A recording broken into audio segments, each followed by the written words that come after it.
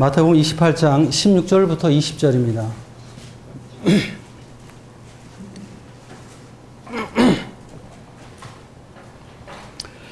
16절부터 20절 제가 읽겠습니다. 11 제자가 갈릴리에 가서 예수께서 지시하신 산에 이르러 예수를 배웠고 경배하나 아직도 의심하는 사람들이 있더라.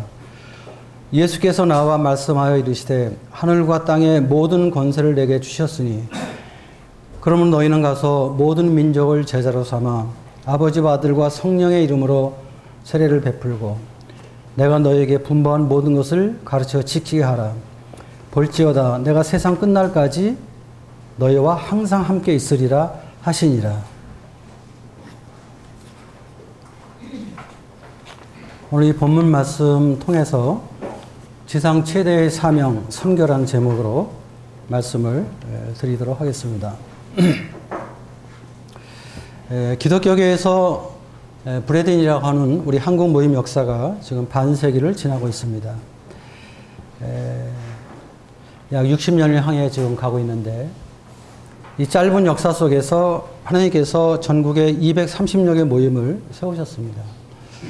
사실 우리들 자신을 보게 될 때 우리가 뭐 이렇게 유명한 사람들도 아니고 또 무슨 뭐 능력 있는 사람들도 아니고 다 그러고 그런 사람들인데 그런데 주님께서 저희들을 구원하셔서 저희들을 사용하셔서 약 230개 모임이 전국에 세워졌습니다.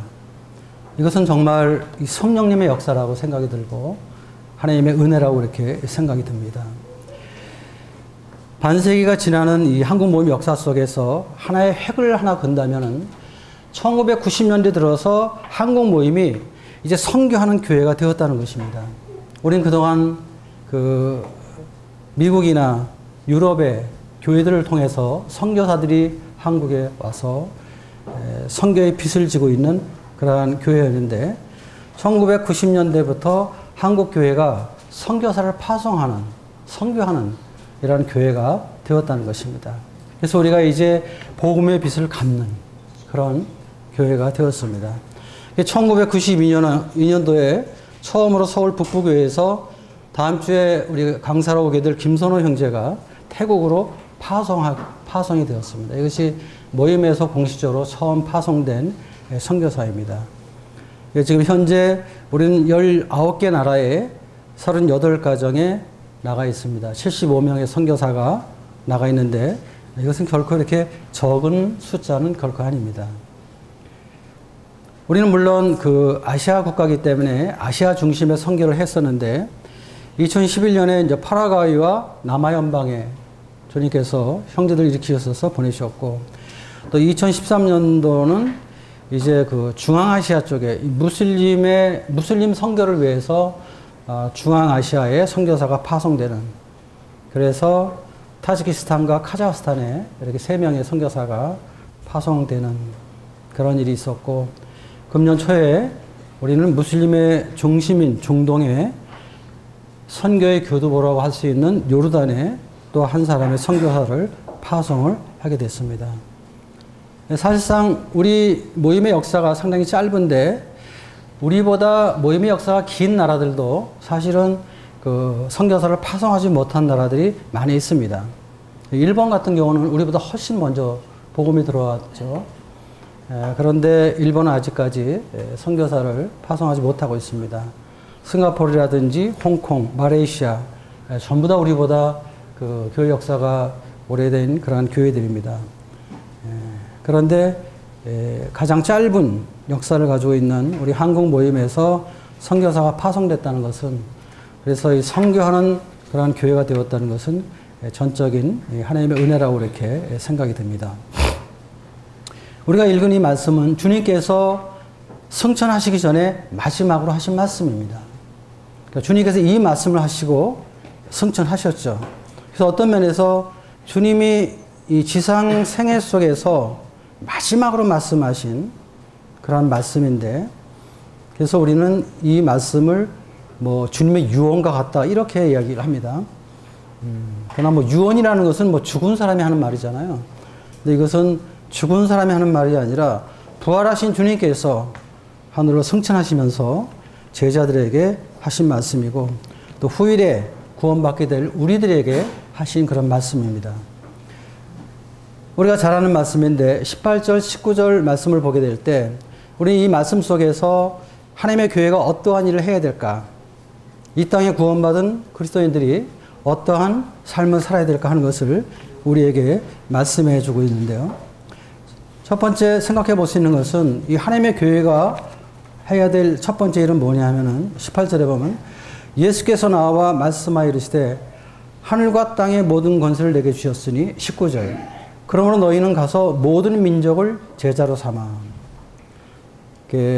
교회가 가장 먼저 해야 될 일은 모든 민족들에게 복음을 선포하는 것입니다. 우리가 사람을 어떻게 제자로 삼습니까? 그것은 이 생명의 복음을 통해서 이 복음만이 사람을 구원할 수 있습니다. 이 복음만이 사람을 주님의 제자로 변화된 삶을 살 수 있게 하는 것입니다. 그래서 이 십자가에 못 박힌 예수 그리스도 이 복음의 비밀을 깨닫게 될 때 죄 사함 받고 하늘의 평안을 맛보게 될 때 우리는 비로소 하나님의 살아계심을 믿게 되고 그리고 비로소 우리 주 예수님의 제자에게를 갈 수 있는 이러한 삶이 시작이 되는 것입니다. 정말 예수님이 우리의 구원자이시고 예수님이 진정 우리의 참된 주님인 것을 우리 마음 가운데 믿게 될 때 우리 삶 속에 가치관의 변화가 있는 것입니다. 그리고 우리 삶의 목적이 바뀌어지는 것입니다. 그래서 우리는 제자의 삶을 살게 되고 제자라는 것은 주님의 가신 길을 가는 것이죠. 우리 주님의 가신 길을 따라가는 것입니다. 그래서 주님의 나라와 의를 구하고 주님의 영광을 나타내는 이러한 삶을 살기 시작하는 것입니다. 근데 여기서 주님께서 말씀하신 것은 너희는 가서 모든 민족을 제자로 삼아라. 이렇게 말씀하는 것을 우리가 보게 됩니다. 우리 한국 사람만 구원받는 게 아니라 한국 사람뿐 아니라 모든 민족, 유대인들만 아니라 모든 민족. 그래서 교회는 이러한 말씀에 순종해서 하나님의 복음을 선포하고 또 다른 지역에 주님의 일꾼들을 파송하는 이러한 일을 지속적으로 하는 것입니다. 우리가 마태복음 10장에 보게 되면은 그 주님께서 12제자를 세우시고 그들을 내보내시면서 뭐라고 말씀하시냐 하면은 이방인의 길로도 가지 말고 사마리아인의 고로도 가지 말고 오히려 이스라엘의 잃어버린 양에게로 가라. 처음에는 복음은 이스라엘 민족에게만 선포됐습니다. 그런데 예수님께서 십자가에 죽으시고 부활하신 다음에 주님은 뭐라고 말씀하시냐면은 모든 민족들에게 복음을 선포할 것을 말씀을 하셨죠. 그래서 모든 하나님의 교회는 온 세상에 복음을 선포하기 위해서 기도하고 또 선교하는 일에 힘쓰는 그런 사역을 하는 것입니다. 두 번째는 뭐냐 하면은 아버지와 아들과 성령의 이름으로 세례를 베풀고 두 번째 하나님의 교회가 할 일은 구원받은 사람들에게 침례를 베푸는 것입니다. 아버지와 아들과 성령의 이름, 삼위일체 하나님의 이름으로 침례를 베푸는데 이 침례는 굉장히 중요한 예식 중에 하나인데 그것은 뭐냐면 그리스도의 연합의 진리를 보여주는 예식이기 때문입니다. 우리가 이 침례를 베푼다는 것은 이 침례는 그리스도와 연합되었다는 것을 보여주는 그러한 예식입니다. 그리스도와의 연합. 그것은 무슨 얘기냐 하면은 하나님이 그리스도 안에 있는 성도님들을 보실 때 하나님께서 그리스도와 동일시한다는 것입니다. 동일하게 본다는 것입니다. 그러니까 하나님이 우리를 보실 때 그리스도의 완전한 의를 가진 자처럼 보신다는 것입니다. 하나님께서 우리를 보실 때 그리스도의 완전한 거룩을 가진 자처럼 본다는 것입니다. 왜냐하면 우리는 그리스도와 연합된 자이기 때문에. 그래서 이 연합의 진리가 우리 마음 가운데 믿어지고 깨달아지게 될 때 우리 마음 가운데 아주 놀라운 그런 기쁨, 아주 충만한 기쁨이 오게 되죠. 그리고 어떠한 상태가 우리가 소위 상태가 안 좋을 때 또 어떤 행위 속에서 우리가 자책감을 받을 때도 있는데, 그런데 그리스도의 완전한 의와 그리스도의 완전한 거룩이 내 안에 있다는 것을 확신하게 될 때 우리는 정말 주님 안에서 큰 힘을 얻고 격려를 받는 것입니다. 그리고 우리는 그 옛사람이 죽고 주님의 생명으로 되는 자가 되었다 하는 그런 그 의미를 깨닫게 됩니다. 우리가 침례를 받을 때 물에 담갔다가 다시 일어나게 되는데 옛사람이 죽었다는 것입니다. 주님과 관계없었던 옛사람 죽고 이제는 주님의 생명으로 사는 자가 되었다는 것이죠. 그래서 사도 바울이 고백한 것처럼 갈라디아서 2장 20절에 사도 바울은 그런 고백을 하고 있죠. 내가 그리스도와 함께 십자가에 못 박혔나니 내 옛사람은 주님과 함께 죽었다. 그러니까 이 주님의 십자가는 주님만 죽은 것이 아니죠. 우리 옛사람도 같이 죽었다는 것을 우리에게 보여주고 있는 것입니다. 그리고 이제는 주님의 생명으로 살아가는 사람이 되었다.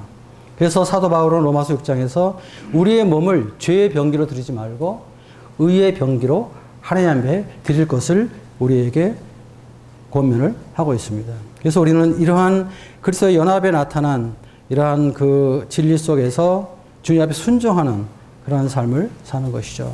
그리고 우리는 항상 주님의 죽으심과 함께 내가 그리스도와 함께 죽었다는 것을 항상 기억하는 것입니다. 오늘 아침 우리는 떡과 잔으로 우리 주님을 기억했는데 주님의 죽으심뿐 아니라 그 주님의 죽으심 속에 나도 그리스도와 연합해서 죽었다는 것을 항상 인식하는, 그러므로 인해서 우리가 제자의 삶을 살아가는, 하나님 앞에 순종하는 삶을 살아가는 이러한 삶의 길을 가는 것입니다. 주님께서 그 제자들에게 그런 말씀하시죠. 누가복음 9장에 보면은 너희가 나를 따라오려거든 자기를 부인하고 자기 십자가를 지고 항상 나를 쫓을 것이다. 자기를 부인한다는 게 뭡니까? 자기의 모든 권리를 포기하는 것입니다. 자기 유익을 포기하는 것입니다. 그리고 십자가는 무엇입니까? 주님이 죽으신 것이죠. 주님이 왜 죽으셨습니까? 아버지 하나님의 영광을 위해서 주님이 죽으셨어요. 자기를 부인하고 자기 십자가를 지고 매일 나를 쫓을 것이다. 이런 말씀을 하고 있는데 침례의 예식은 우리에게 그런 놀라운 진리를 우리에게 가르쳐주고 있는 것입니다. 다음에 세 번째는 20절에 보면은 내가 너희에게 분부한 모든 것을 가르쳐 지키게 하라. 이제 구원받고 주님을 섬기는 그런 성도들에게 주님은 내가 너희에게 분부한 모든 것을 가르치고, 그래서 이 교회는 계속 말씀을 가르쳐야 됩니다. 복음만 들어서는 안 되는 것이죠. 복음을 듣고 구원받게 되었을 때 이 구원받은 사람을 계속 가르치는 사역, 이것이 교회의 사역입니다. 하나님의 복음을 증거해서 구원받지 못한 분들이 구원받을 수 있도록 복음을 선포해야 되고, 또 복음 안에서 거듭난 이러한 하나님의 사람들에게 교회는 계속 가르치는 작업이 필요합니다. 가르치는 것. 그래서 우리는 이 복음의 진리를 가르칠 필요가 있고 또 신약교의 원리를 잘 가르칠 필요가 있죠. 우리가 교회를 세우는 데 있어서 수단은 뭡니까? 복음입니다. 복음. 복음을 통해서 교회를 세우는 것입니다. 그리고 교회의 설계도는 뭡니까? 그것은 신약교의 원리입니다. 신약교의 원리. 그것을 정확히 알 때 우리는 하나님의 교회를 세워나갈 수가 있는 것입니다. 오늘날 기독교계의 교회의 모습이 여러 가지 다양하게 나타나는 것은 설계도가 정확하지 않기 때문입니다. 설계도가 엉성하면 엉성한 교회가 나올 수밖에 없는 것이죠. 교회는 특별히 이런 복음의 진리와 교회 진리, 뭐 또 재림의 진리, 무슨 신앙생활의 진리, 이런 여러 가지 진리들을 계속 가르치는 이런 사역을 해야 되는 것이죠. 그리고 가르침을 받을 때 우리는 어떻게 됩니까? 지키게 하라. 가르침과 함께 지켜야 되는 것입니다. 지키는 것.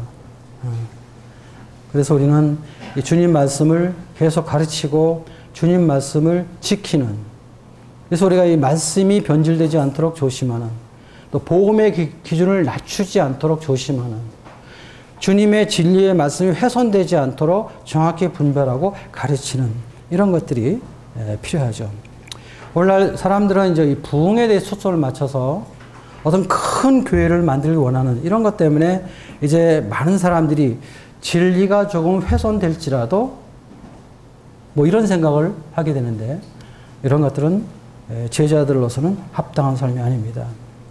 미국 같은 경우도 이제 네오브레드린 무브먼트라고 이제 새로운 형제 운동이라는 그런 운동을 하는데 이게 뭐냐 하면은 교회를 부흥시키기 위해서 하는 것입니다. 그래서 우리가 좀 너를 좀 벗자. 뭐 천주교 같으니까 뭐 이런 생각들. 또 만찬 예배를 매주 한다는 것은 번거롭다. 한 달에 한 번 정도. 그다음에 여자들의 지위를 남자와 동등하게 하자. 뭐 이런 것들이 들어오는데 이런 것들은 이제 어떤 그 교회를 좀 더 크게 키우는 그런 생각 속에서 진리가 훼손된다 할지라도 하는 이런 잘못된 사고방식 때문에 이러한 것들이 들어오는데 우리는 이러한 것들은 참 조심할 필요가 있습니다. 어제 그 파주 금천교회 그 입당식이 있어서 제가 갔습니다. 어제 잠깐 부탁을 받아서 말씀을 전했는데 출애굽기 40장 말씀을 전했습니다. 모세가 성막을 세웠을 때 모세가 세운 성막에 하나님의 영광이 충만했습니다. 그리고 구름기둥과 불기둥이 그 회중을 인도했고 그리고 모든 회중들이 광야 생활 속에서 하나님의 임재하심을 목도했다. 눈으로 볼 수가 있었습니다. 이것이 하나님의 교회의 모습이거든요. 그럼 모세가 지은 성막에 왜 그러한 놀라운 하나님의 영광이 임했을까? 그것은 모세가 성막을 건축했을 때 모세는 자기 생각대로 하지 않았습니다. 자기 뜻대로 하지 않았습니다. 하나님께서 시내산에서 말씀해 주신 성막의 양식을 그대로 여호와께서 모세에게 명령하신 대로 그렇게 했다는 것입니다. 그랬을 때 주님께서 함께 하시는 이런 모습을 보게 되죠. 오늘 이 말씀 속에서 이 하나님의 교회는 모든 민족을 제자로 삼는 이러한 일에 힘써야 되고 또 구원받은 성도님들을 침례를 베풀므로 인해서 주님의 연합의 진리를 보여주는 이런 모습이 필요하고 그 다음에 주님께서 우리에게 분부한 모든 것을 가르치고 지키는 것. 가르치는 것은 어떤 면에서 좀 쉬울 수가 있어요. 지키는 것. 이것은 그렇게 쉬운 것이 아닙니다. 사실 이제 저도 이제 나이가 많이 먹었는데요.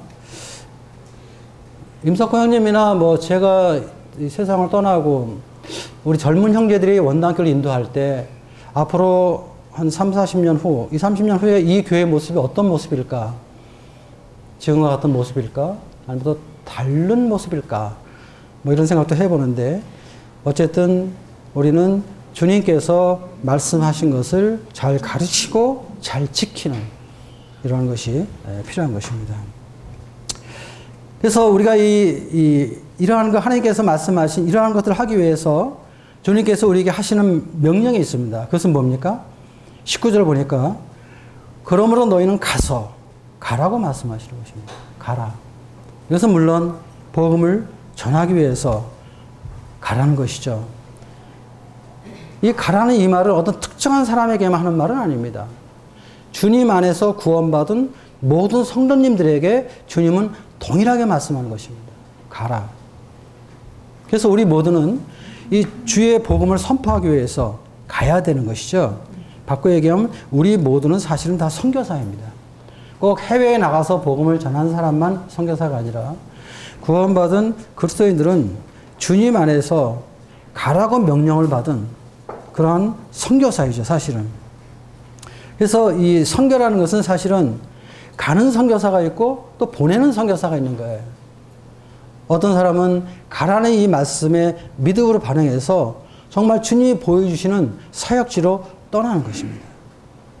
그리고 그러한 그 주님께서 일으킨 그러한 일꾼을 교회가 분별하고 성도들이 분별할 때 교회는 그런 사람들을 보내는 것입니다.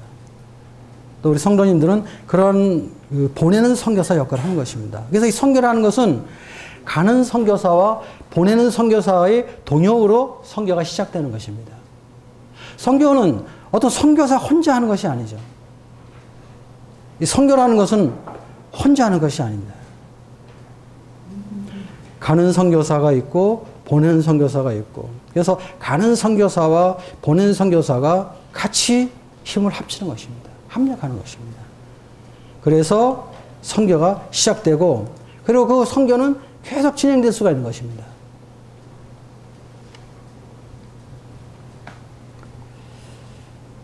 성경에 보게 되면은 그 하나님께서 그 한 사람을 부르셔서 뜻을 이루어 가시는 이런 모습들을 우리가 성경에서 많이 보게 됩니다. 우리가 이 창세기 12장에 보면은 하나님께서 아브라함이라는 사람을 부르시죠. 아브라함. 갈대아 우리에서 우상을 섬기는 사람들이었습니다. 그 우상을 섬기는 족속 가운데서 아브라함의 사람을 하나님께서 부르셔서 하나님의 백성, 이스라엘 백성을 주님께서 세우시는 것을 보게 됩니다. 또 우리가 출애굽기 보게 되면 모세라는 사람을 하나님 부르시죠. 모세. 모세를 부르셔서 애굽에 종살이하고 있는 수많은 약 2,300만에 해당하는 이스라엘 백성들을 애굽에서 구원하는 이러한 모습을 우리가 보게 됩니다. 또 하나님 요셉을 부르셔서 그 애굽과 팔레스타인 전역에 일어났던 그 기근의 대환난 가운데서 구원하시는 이런 모습을 우리가 보게 됩니다. 또 지금 사도 바울을 부르셔서 하나님을 대적했던 사람이죠. 이방인의 사도로 삼으시고 1차, 2차, 3차 전도여행을 통해서 이스라엘에 있던 이 복음을 전 세계에 편만하게 선포할 수 있도록 하나님께서 역사하셨던, 그래서 복음이 전 세계로 확산되는 이러한 것들을 우리가 성경에서 보게 됩니다. 지금도 하나님은 계속해서 사람을 부르시는 것입니다. 어떤 일을 위해서 한 사람을 부르시는 것입니다. 그리고 부르신 그 사람 속에 또 뜻을 갖지 않은 여러 동역자들이 함께 하면서 주님의 일이 진행되는 것입니다. 참, 우리 선교사들의 이 선교 사역을 보게 될 때 참 감사한 것은요, 하나님을 모르는 사람들에게 가는 것입니다. 교회가 없는 곳에 가는 것입니다. 복음이 없는 곳에 가는 것입니다. 그런 곳에 하나님께서 선교사들을 보내시는 것입니다. 그리고 그들을 통해서 복음을 선포하게 하십니다. 그리고 성령님께서 선포된 말씀을 역사함으로 인해서 하나님을 모르는 사람들이고 꽤나 잘 나가는 사람들인데, 이들이 구원받고 나서 그 생업을 포기하고 사역에 나선 거예요.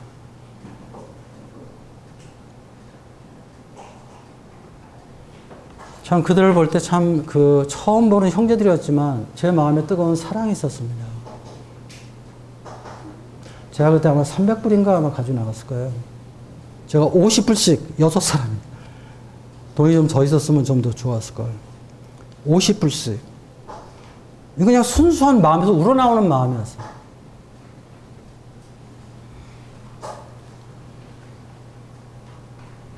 주님께서 한 사람을 보내서 그 사람을 통해서 한 지역을 변화시키는 것입니다. 한 민족을 변화시키는 것입니다. 그리고 한 나라를 변화시키는데 선교사들이 그런 일을 하는 것입니다. 그 네팔에 우리 3명의 선교사가 나가 있잖아요. 지금 한 명은 들어와 있어 지금 2분이 나가 계신데, 그들에 의해서 11개 교회가 세워졌습니다. 11개 교회가. 정말 저는 그 현장에서 정말 뜨거운 감동을 느꼈어요. 정말 우리가 이 선교를 위해서 정말 주님 앞에 헌신의 힘으로 동역하지 않으면 안 되겠다 하는 그런 생각을 했습니다.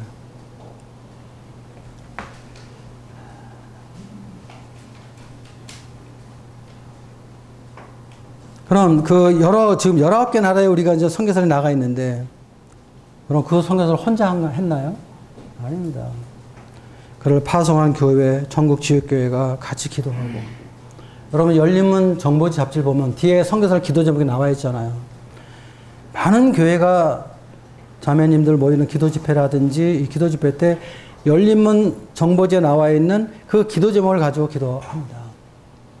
또 어떠한 교회는 그것을 이렇게 좀 별도로 이렇게 좀 정리해서 기도 제목이 너무 기니까 기도하는 이런 소식을 제가 듣고 있습니다. 그래서 한국에 있는 많은 교회들이, 많은 그 성도님들이 계속 그들을 위해서 기도하는 것입니다. 그리고 그들의 필요를 또 공급하는 것입니다.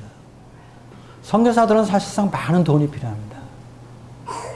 자기 생활을 위해서 돈이 필요한 것이 아니라 현지에 나가서 복음을 전하기 위해서 사실은 많이 돈이 필요하죠. 근데 선교사들은 직업을 가는 사람이 아니잖아요. 돈을 버는 사람들이 아니죠. 그것은 마땅히 직장을 가지고 직업을 가진 사람들에 의해서 공급이 돼야 되는 것이죠. 한국 교회가 공급을 하는 것입니다. 제가 지난주에 그 캄보디아를 갔다 왔죠. 그 김명섭 선교사가 갑자기 소천함으로 인해서 갔다 왔는데, 거기에 지금 예배당이 3층으로 이렇게 세워져 있습니다. 그리고 거기에 있는 그 형제자매들은 아주 어린 사람들이에요. 학생 청년들이에요. 한 20여 명이 구원받고 있고, 그리고 뭐 구도자들이 한 4, 50명 모이고 있습니다. 거기 교회가 없던 곳이에요. 구원받은 사람이 없던 곳이에요. 근데 김명섭 선교사라는 그 아주 연약한 여자, 그 자매 한 사람이 거길 가서 거기서 복음을 전하고 그들에게 사랑을 베풀고 자기가 가지고 있는 공급된 물질을 그들에게 나눠주고 섬김을 받지 아니하고 정말 섬기는, 우리 주님께서 인자가 온 것은 섬김을 받으려면 아니라 섬기고 도리어 많은 사람에게 자기 생명을 대속물을 주려고 했던 그 정신을 가지고 그들에게 다가갔기 때문에 그는 아주 연약한 여자였지만 놀라운 일을 할 수가 있었던 것입니다. 거기는 형제들이 그 조사를 할 때 예수님처럼 자기들 섬겨주고 자기들에게 베풀어진 은혜에 대해서 그들이 감사하면서 눈물을 흘리는 그런 모습을 봤습니다. 많은 사람들이 김명섭 선교사가 자기들에게 베푼 그 사랑에 대해서 그들은 눈물을 흘리면서 간증하는 그런 것들을 볼 수가 있었습니다. 그러한 것들이 밑거름이 되어서 사실은 복음이 역사하는 것이거든요.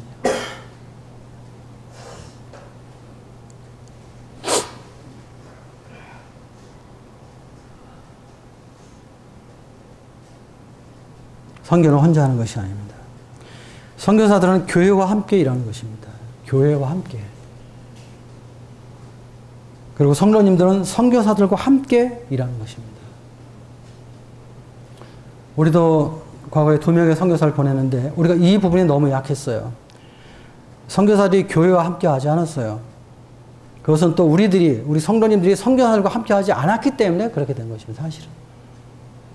우리는 앞으로 이 선교를 임할 때 선교사들이 교회와 함께 할 수 있도록, 그리고 모든 성도님들이 선교사와 함께 하도록, 그렇게 해서 가는 선교사와 보낸 선교사가 하나가 되어서 이 선교가 새롭게 시작되고 새롭게 진행되고 주님 올 때까지 그러한 간증을 보여야 되는 것입니다.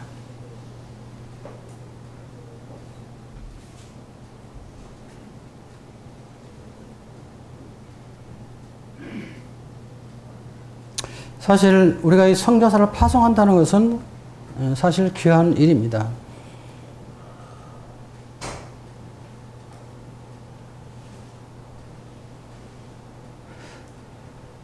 전국에 많은 교회가 있지만 선교사를 파송하지 않은 교회도 많이 있거든요. 또 어떤 교회는 식구가 400, 500명이 돼도 선교사가 1명은 밖에 나가지 않은 곳도 있거든요. 어쨌든 간에 다 그 주님의 주권 속에 있는 것인데 선교사를 파송하는 것은 굉장히 귀한 것입니다. 그리고 파송한 선교사를 돕는 것도 아주 귀한 일이죠. 이러한 일에 모든 지역교회와 성도님들이 함께 해야 되는 것이죠. 이런 것들을 그냥 소홀히 여기고 그냥 우리가 그 관심을 두지 않는다는 것은 잘못된 것입니다.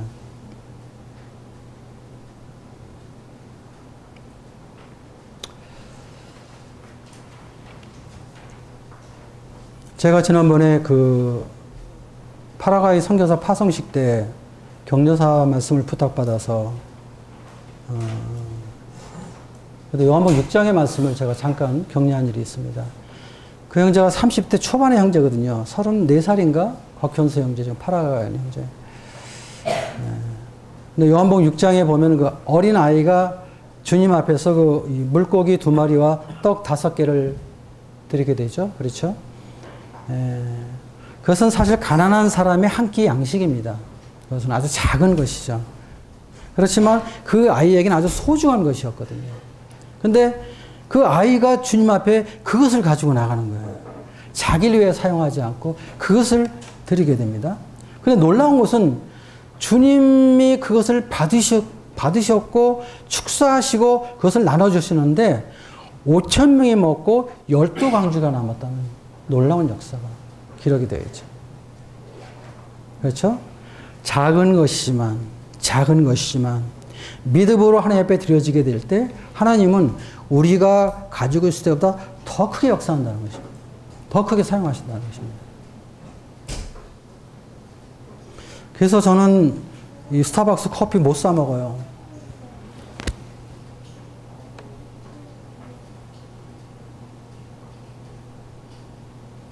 그 돈이 선교지로 가면은 커피 한 잔이 아니라 어떻게 역사할지 몰라요, 주님이. 그 생각하면 제가 스타벅스 커피를 제가 못 사 먹습니다. 어쨌든 우리가 이러한 것들을 통해서 주님 앞에 배우는 것은 선교는 한 사람 일이 아닌 것이죠. 교회의 일이죠. 또 모든 성도님들의 일이죠. 그래서 가는 선교사와 보내는 선교사가 연합함으로 인해서 선교가 진행된다는 것입니다. 그래서 주님 우리에게 가라고 말씀하는 것입니다. 가라고. 그리고 나서 이제 20절 마지막 절에 보면 또 이런 약속을 하십니다. 내가 세상 끝날까지 너희와 항상 함께 있으리라. 내가 세상 끝날까지 너희와 항상 함께 있으리라.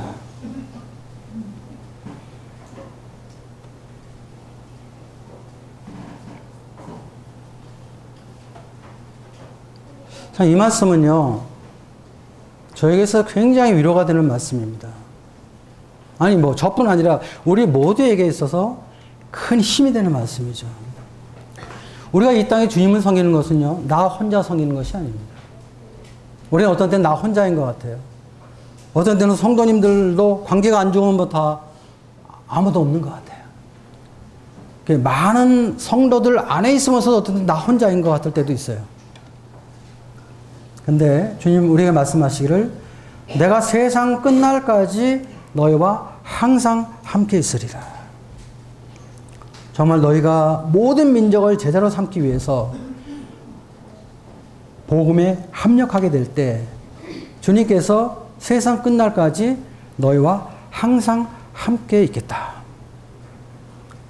복음 전하는 자들과 함께 하겠다. 선교하는 사람들과 함께 하겠다. 또 선교하는 교회와 함께 하겠다. 주의 복음을 위해 헌신하는 사람들과 함께 하겠다. 이런 말씀들이잖아요. 이 말씀. 마태는요. 마태복음 1장에서 우리 예수님의 이름을 두로 얘기를 하죠. 우리 주님의 이름은 둘인데 첫 번째는 뭡니까? 우리가 잘 아는 대로 예수님입니다. 예수라는 뜻이 뭡니까? 가브리엘이 요셉에게 말할 때 뭐라고 그러냐면 자기의 백성을 저희 죄에서 구원할 자라고 그랬어요. 그러니까 예수님이라는 말의 뜻은 구원자라는 뜻입니다. 구원자. 그래서 정말 그 말씀 그대로 예수님을 믿게 될 때 우리는 모든 죄에서 구원받는 놀라운 능력을 경험하게 되죠. 그 다음에 또 하나 이름 뭡니까? 임마누엘. 보라 처녀가 잉태하여 아들을 낳을 것이요 그의 이름을 임마누엘이라 하리라. 번역하면 하나님이 우리와 함께 계신다. 하나님이 우리와 함께 계시다. 우리가 죄에서 구원해 주시는, 그래서 하나님의 백성이 되는 그러한 은혜가 우리 가운데 있게 될 때, 그때부터 하나님이 우리의 삶 속에 함께 하시는 이런 약속이 맞습니다. 이거 마태복음 1장에 말하고 있는데, 근데 마태는 28장 마지막 절에 볼지어다 내가 세상 끝날까지 너희와 항상 함께 있으리라 하면서 임마누엘의 하나님을 우리에게 제시해주고 말씀을 끝내고 있습니다. 하나님 우리와 함께 하신다는 것입니다. 우리 교회와 함께 하시는 것입니다. 이럴 때 우리에게 큰 격려가 되고 위로가 되죠. 나 혼자 하는 것이 아니에요. 우리가 주님을 섬길 때, 또 어떤 사역을 하게 될 때 고난이 있어요. 또 어떤 때는 눈물도 있습니다. 어떤 때는 포기하고 싶은 그런 마음의 갈등도 있습니다. 그리고 어떤 때는 나 자신을 바라볼 때 어떤 자책감, 이런 것도 가질 때가 있어요. 그런데 주님께서 내가 세상 끝날까지 너희와 항상 함께 있겠다는 이 임마누엘의 하나님이 믿음으로 내 안에 역사하게 될 때 우리는 그런 모든 시험에서 일어나는 것입니다. 그런 모든 유혹에서 승리하는 것입니다. 그리고 다시 주님이 나를 부르신 그 부름에 은혜를 기억하고 다시 우리가 주님을 섬기는 것입니다. 주님 언제까지 함께 하겠다고 했습니까? 세상 끝날까지. 세상 끝날까지. 주님 이 땅에 오시는 그날까지 주님 우리와 함께 하신다고 말씀하고 있는 것입니다.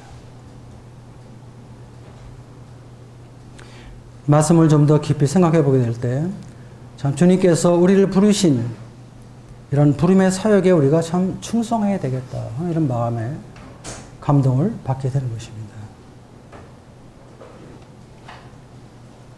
주님께서 제자들에게 모든 족속으로 제자 삼을 것을 말씀하시면서 이건 지상 최대 명령입니다. 정말.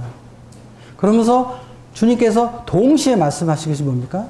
함께 하겠다. 세상 끝날까지 너희와 함께 하겠다.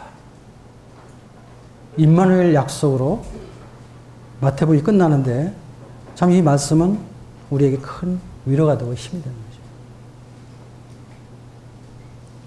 사실 우리 성도님들이 이 땅에 주님 섬기면서 사실 많은 어려움들이 있으시죠. 우리가 잘 몰라서 그렇지 각인의 내면에 들어가게 되면 정말 어려움들이 다 있는 것입니다. 우리가 잘못해서 나온 어려움도 있고 실수해서 나온 어려움도 있고 또 우리가 주님 때문에 받는 어려움은 사실 있습니다. 그 어려움 때문에 어떤 때는 넘어지게 되고 어떤 때는 시험에 들기도 하고 그렇게 되는데 그런데 내가 세상 끝날까지 너희와 항상 함께 있겠다. 우리 혼자 주님 섬기는 것이 아니란 말입니다. 주님이 성령으로 우리와 함께 하시고 있다는 것입니다. 이런 생각을 우리가 주님 앞에 믿음을 갖게 될 때 우리는 다시 일어날 수가 있는 것입니다. 말씀을 준비하면서 그런 생각을 해봤습니다. 만약에 우리 한국 땅에 선교사가 안 왔다면 이 한국이 어떻게 되었을까? 130년 전에 언더우드 아펜솔러가 제물포항, 인천항에 처음으로 발을 디디면서 그들이 최초의 선교사로 왔습니다. 약 130년 전에 한국, 조선 제국, 조선이 멸망하는, 대한민국이 멸망하는 그 시점에 이들이 왔죠. 정말 아무 소망이 없는 나라였어요. 강대국에 의해서 점령되고 있는 나라. 육신적으로 소망이 없는 그 나라에 하나님이 두 사람의 선교사를 보내셨어요. 그래서 오늘날 130년이 지난 오늘날 대한민국은 전 세계에서 두 번째로 선교사를 많이 보낸 나라가 됐습니다. 우리는 기독교가 국교가 아니에요, 우리는. 그런데도 우리는 2,700만의 선교사를 보내고 있습니다. 미국이 4만 명을 보내고 있거든요. 그 다음에 두 번째가 우리나라입니다. 대한민국이 2,600만을 보내고 있습니다. 그리고 전국에 3만 교회가 있어요. 1,200만 신도라고 얘기를 하고 있죠. 지금 많이 줄었습니다. 130년 전에 아무도 하나님을 몰랐던 나라였습니다. 교회가 없던 나라였어요. 정말 무지몽매했던 이 나라. 이 나라의 선교사 한 사람 한 사람들은 이 선교사들에 의해서 대한민국이 오늘날 선교 대국이 되었다는 것입니다. 만약에 그분들이 안 왔다면 우리는 어떻게 되었을까? 우리는 지금 무엇을 하고 있을까? 너무 감사가 됐습니다. 정말 이 선교사를 일으키시고 선교사를 보내시는 그 하나님의 은혜가 정말 놀랍다고 생각이 됐습니다. 오늘 아침에 그런 생각을 해봤습니다. 예배를 드리면서. 예수님이 안 오셨으면 어떻게 됐을까? 이런 생각을 해봤습니다. 예수님이 안 오셨으면, 사실 예수님은 이 땅에 온 최초의 선교사입니다. 하늘에서 이 땅에 내려오신 최초의 선교사, 그분이 바로 예수 그리스도이십니다. 만약에 그분께서 안 오셨다면, 그분께서 십자가를 지지 아니하셨다면, 그분께서 부활하지 아니하셨다면 오늘 우리는 어떻게 됐을까? 나는 어떻게 살아갈 수 있을까? 이런 생각을 해봤을 때 정말 주님 앞에 무한한 감사가 있었습니다. 선교는 사람이 시작한 것이 아니라고 생각이 됐어요. 선교는 이 세상이 시작한 것이 아닙니다. 하늘로부터 시작된 것입니다. 선교는 하나님의 마음입니다. 하나님의 눈물입니다. 하나님의 뜻이에요. 하늘에 계신 성자께서 모든 영광과 존귀를 버리시고 육체를 입고 하늘에서 땅으로 내려오셨습니다. 그래서 선교가 시작된 거예요, 사실은. 그리고 예수님은 하늘에서 오신 최초의 선교사입니다. 선교는 예수님으로부터 시작된 거예요. 성자 하나님으로부터 시작된 거예요. 선교는. 예수님에 의해서 지금도 진행되고 있고, 그리고 이 선교는 예수님이 이 땅에 오심으로, 재림하심으로 끝나게 될 것입니다. 그래서 우리는 주님이 오실 때까지 어떤 모양으로 선교에 힘쓰는 그런 삶을 살지 않으면 안 되는 것입니다. 어떤 면에서 원당교회는 어떤 면에서 저 혼자 선교에 힘썼던 것 같아요. 저 혼자. 교회와 함께 하지 못했고 성령님과 함께 하지 못했어요. 그러나 이제부터는 교회가 함께하는 선교, 또 우리 모든 성도님들이 함께하는 선교. 그래서 정말 원당교회가 하나님의 쓰임받는 그러한 교회가 되기를 원합니다.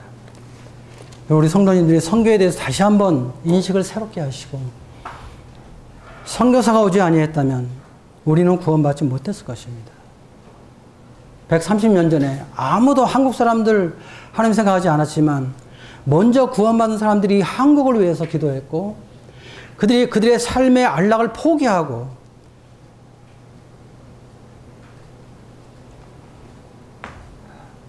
가라는 주님의 말씀에 순복했기 때문에 대한민국이 하나님의 은혜를 받는 나라가 되었고, 또 대한민국이 물론 선교 대국으로서 빚을 갚는 그런 나라가 되었고, 또 저와 여러분들이 구원받는 그런 계기가 되었던 것입니다. 이런 은혜를 생각하면서 우리가 앞으로 남은 생애를 주와 복음을 위해서 함께하는 저와 여러분 되시기를 바랍니다. 감사합니다.